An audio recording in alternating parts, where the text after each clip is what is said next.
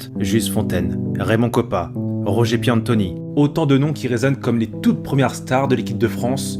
Pourtant, quelques années avant l'épopée des Bleus au Mondial 58, c'était bel et bien lui, le premier génie de l'équipe de France, Larbi Ben Barek, surnommé par la presse française la Perle Noire. Car le grand oublié du football français régalera les spectateurs par ses dribbles, sa technique très au-dessus de la moyenne de l'époque, arborant fièrement la tunique frappée du coq sans pour autant avoir la nationalité française. Retour sur le parcours assez méconnu de la Perle du Maroc et de l'équipe de France.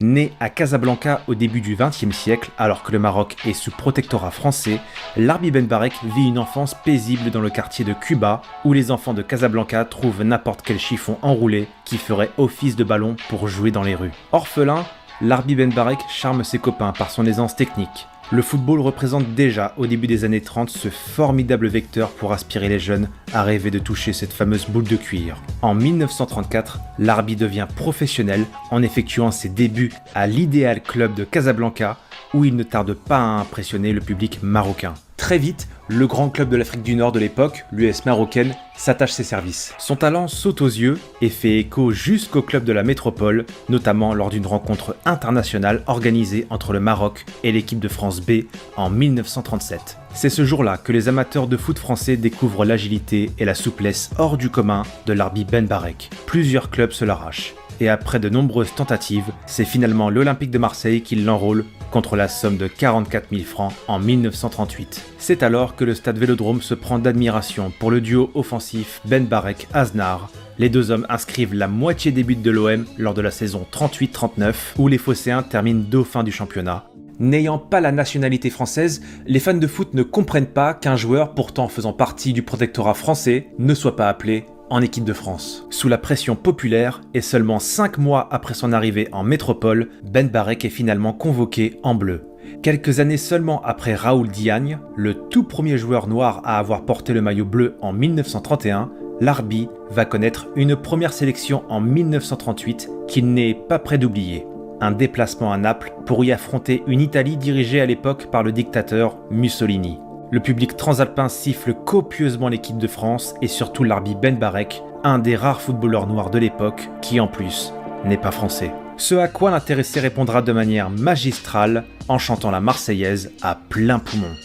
Un geste de dévotion incroyable, même si l'équipe de France s'inclinera sur la plus petite démarche face aux Italiens, la plus grande victoire, c'est celle de Ben Barek, qui envoie un message plein d'humilité face à tant de haine. Naturellement, il n'en fallait pas plus pour que le public français soit conquis. Et le voit briller lors de l'éclatant succès des Bleus face à la Pologne, 4-0. Il marquera son premier but en bleu contre la Hongrie, finaliste du dernier mondial. Après 4 sélections internationales très prometteuses, sa carrière semble enfin sur le point de décoller, mais l'arrêt des compétitions à cause de la Seconde Guerre mondiale va le couper dans son élan. N'étant pas français, il n'est pas appelé dans le bataillon et se réfugie chez lui, à Casablanca, en retournant à l'US marocaine avec son ami et coéquipier, un certain Marcel Cerdan, qui a joué au foot avant d'enfiler les gants de boxe. Deux copains qui s'occupent en jouant au foot le temps que la guerre s'achève, même si le ciel sur eux peut s'effondrer.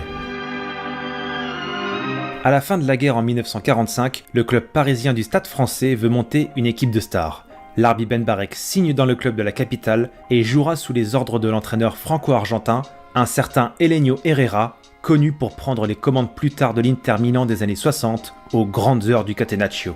Malgré le système de jeu ultra défensif choisi par Herrera, celui-ci fera de Ben Barek son créateur offensif. Résultat, la Perle Noire brille de mille feux en inscrivant plus de 50 buts en 100 matchs sur 3 saisons disputées. Il retrouve naturellement les Bleus et continue de façonner sa technique balle au pied, mais lorsque l'Atlético Madrid lui fait une proposition alléchante, il ne sera plus appelé en équipe de France. Transféré pour 17 millions de francs, un record en Espagne, son absence en bleu ne l'empêche pas d'émerveiller la péninsule ibérique. La Liga, c'est le championnat où Ben Barek a enfin pu exprimer tout son génie. Certes, le contexte n'est pas tout rose dans une Espagne franquiste, mais cette fois, il n'y a pas de guerre qui puisse interrompre Larbi dans son épanouissement. En tout cas, dans les tribunes, les spectateurs de l'Estadio Metropolitano sont conquis. Son passage à l'Atlético représente le sommet de sa carrière et marque un tournant. C'est la première fois qu'un footballeur africain se fait un nom en Europe. Et en plus de faire trembler les filets, il retrouve son ancien entraîneur, Helenio Herrera, qui reprend les rênes des Colchoneros en 1949. Ben Barek Herrera, l'association parfaite pour remporter 2 championnats d'Espagne en 1950 et 1951. Après 5 années fantastiques de l'autre côté des Pyrénées, Ben Barek, en fin de carrière, revient en France et retourne là où le grand public l'avait connu, à l'OM. À 37 ans, le physique de ce garçon impressionne, d'autant qu'à l'époque, on arrête une carrière de footballeur bien plus tôt que ça, mais lui a toujours soif de ballon, de régaler le public. Et comme toujours, en plus de subir le racisme hélas ordinaire à l'époque de la part des dirigeants français, il n'est toujours pas convoqué en bleu. En 1954, un match de bienfaisance est organisé entre la France et une sélection d'Afrique du Nord, dont les fonds seront reversés aux victimes du tremblement de terre de Chlef en Algérie. Aux côtés de la star franco-algérienne Mustapha Zitouni, Larbi Ben Barek est de la partie, mais ne porte pas le maillot bleu sur les épaules. Il concourt en effet avec la sélection d'Afrique du Nord. Et a-t-on besoin vraiment de vous dire ce qui s'est passé ce jour-là ? La sélection nord-africaine bat l'équipe de France sur le score de 3-2 avec un Ben Barek de gala. Lui, l'éternel oublié de la sélection, est de nouveau réclamé par les supporters pour revenir en équipe de France. 9 jours après, sous la pression populaire, c'est chose faite. Le 16 octobre 1954, Larbi est rappelé pour un match amical de prestige à Hanovre contre le champion du monde en titre, l'Allemagne de l'Ouest. Mais nouveau coup de malchance, après seulement 27 minutes de jeu, il est victime d'un pépin musculaire. Cette fois, son corps a lâché. Reconnu comme un génie à l'échelle internationale, il sort sous les applaudissements du public allemand. Ce sera sa dernière apparition sous le maillot bleu. Néanmoins, ces 27 minutes à Hanovre lui auront permis d'inscrire son nom dans les livres d'histoire. Malgré ses 17 sélections, il est encore à ce jour le joueur ayant connu la plus longue carrière en équipe de France. 15 ans et 10 mois très exactement, entre 1938 et 1954. Mais en plus, à 37 ans et 4 mois, Larbi Ben Barek va devenir le plus vieux joueur à avoir porté le maillot de l'équipe de France, et ce pendant 70 ans, un record qui va traverser les décennies et la modernisation constante du football, jusqu'à ce qu'à l'occasion de l'Euro 2024, Olivier Giroud porte ce record à 37 ans et 9 mois. Après quelques courtes expériences ici et là, il mettra un terme à sa carrière à 40 ans et rentrera définitivement à Casablanca où il continuera d'enseigner le football aux plus jeunes lors d'une brève carrière d'entraîneur. Et comme un symbole de son statut d'éternel oublié, il décède chez lui en septembre 1992 dans la solitude la plus totale.